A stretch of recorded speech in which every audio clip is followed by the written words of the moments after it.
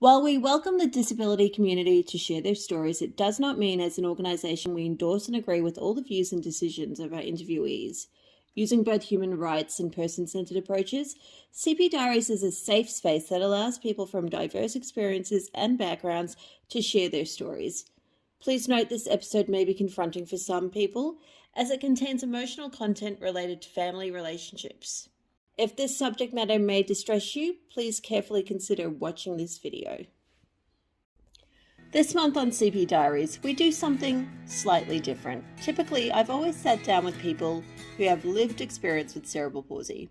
But disability brings universal themes we can all relate to. So I sat down with Maneen, a mum with spinocerebellar ataxia, as her experiences are very similar to other parents with cerebral palsy. She talks to me about the challenges of juggling motherhood and a degenerative disability. We hope you find some common ground with her story. So I'm talking to Maneen today. Maneen, thanks so much for sitting down to chat with me. Okay. So I wanted to just get right into it and start asking you some questions because I think you're a little different from the other guests I've had on the show. You don't have cerebral palsy, but you have a condition very similar to it. You have something called spinocerebellar ataxia. Did I pronounce that correctly? Yeah. Because it's like a mouthful. So Three. yeah, for those at home who might not know what it is, can you explain what it is? It's basically my cerebellum at the back of my brain is shrinking, Hmm. and that's about responsible for my coordination and stuff like that. And that's genetic, is that correct? Yeah. So that's something that runs in your family. Does anyone else in your family have the same condition? My dad has it.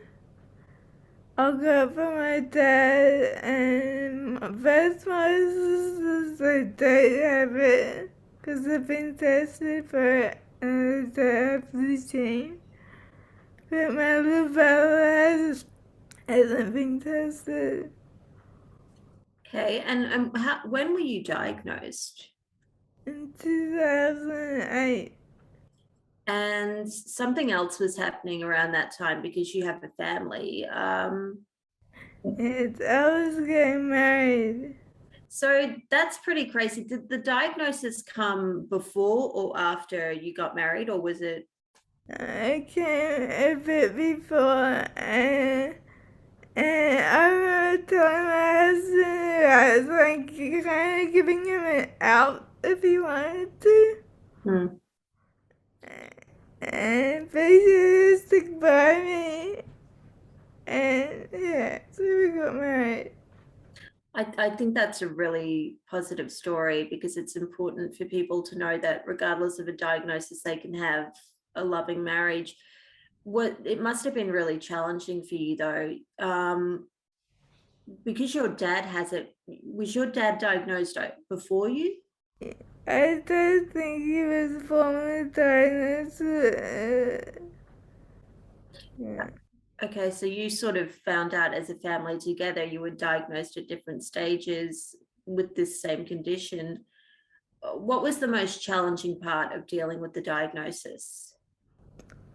Um, Something problem is my speech now. It's getting worse. Yeah, there's been a lot of changes. You have decided to have a family and you have a daughter.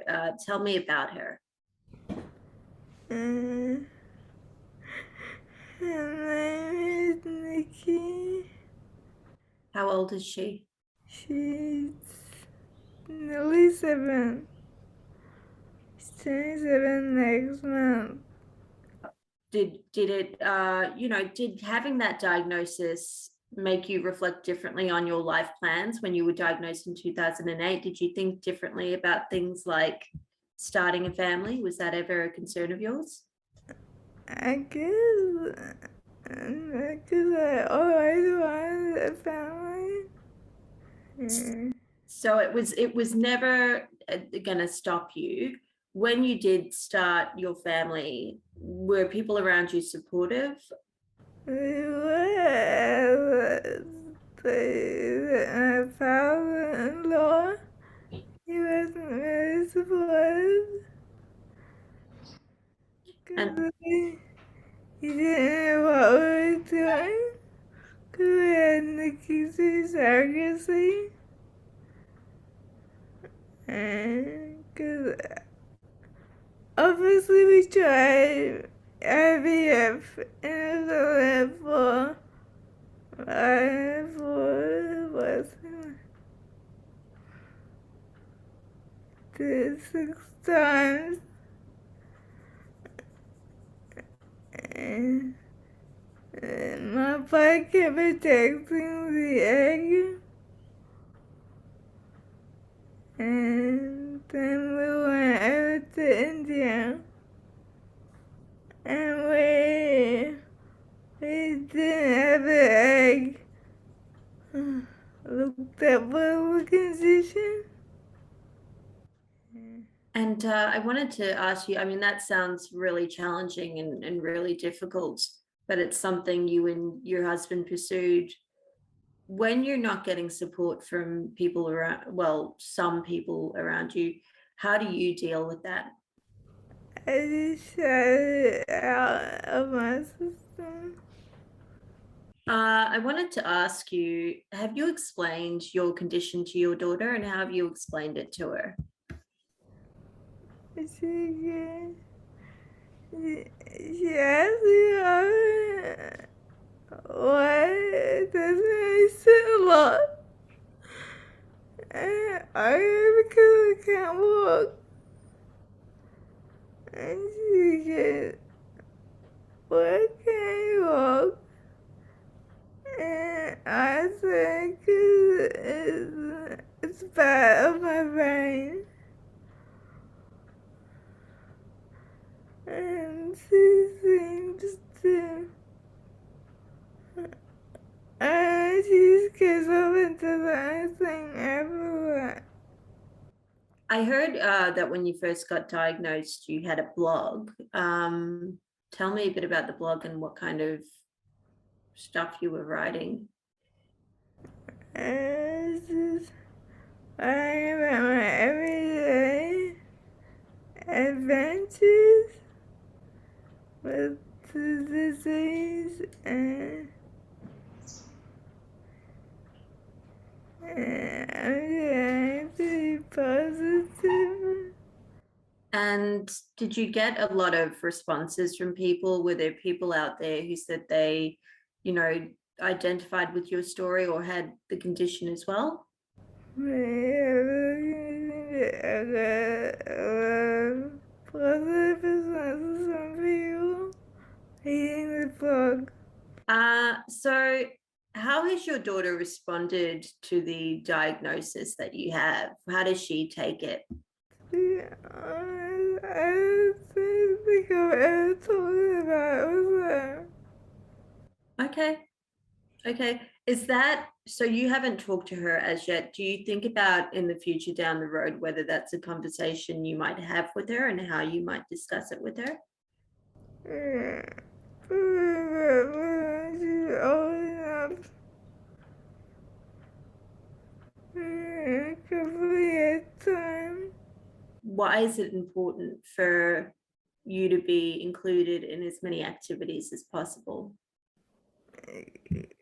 Yeah, I didn't include, but I still can.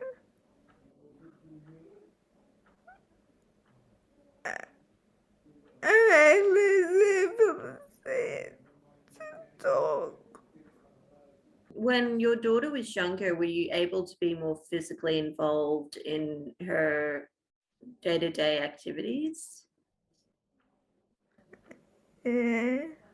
When she was there, I would. Yeah. What were some examples of things you were able to do with her? I could read there. I could sing there. Maneen, can you tell me about what it was like when you met your daughter in India and what that process is like? Uh, special. I was so excited because I got sick.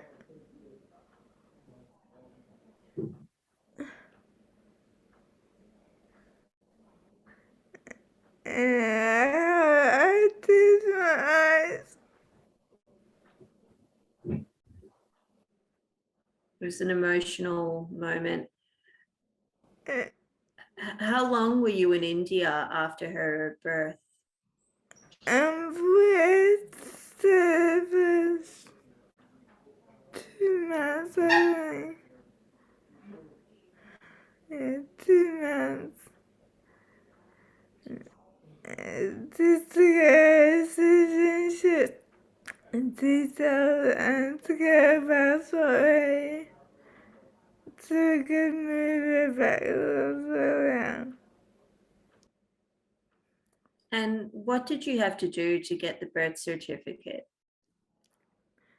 I went to do a DNA test that was done in Mumbai.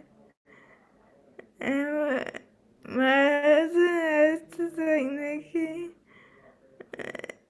to get a DNA test. So you got a DNA test. Was that to verify that she was yours and his and she was a valid citizen through you?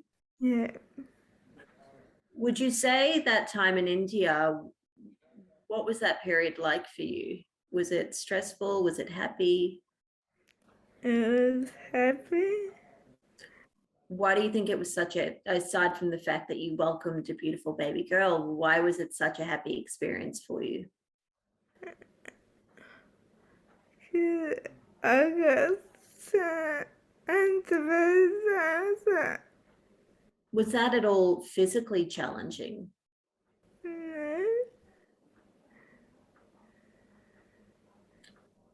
Would you like to have more children? Not to say. And, you know, I would love to be a mum someday. I have CP, so I have a disability. It's a little different, but it is a disability. What advice would you give any parents or anyone wanting to be a parent with a disability?